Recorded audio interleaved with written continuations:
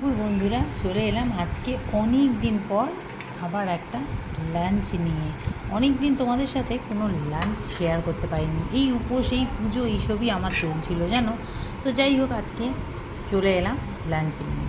তো আজকের লাঞ্চে কী আছে দেখো। আজকে তো বৃহস্পতিবার, আমি রুটি খাই তোমরা জানো। তো আজকে দুবার করে রান্না করতে হয়েছে। সকালে ছেলে অফিস বেরোলো, সেই ভাত করতে হলো, তরকারি দু রকমের, সেটা তো আছেই। আবার আমি বেলায় করেছি, যেহেতু নিজে রুটি খাবো এই তরকারি দিয়ে।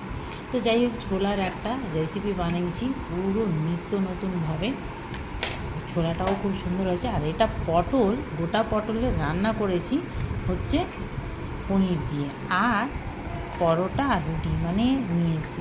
তো যাই হোক, একটাই পরোটা নিয়েছি আর একটা রুটি নিয়েছি, দুটো রুটি নিয়েছি, সরি। তো যাই হোক, চলো এখন খাওয়া যাক।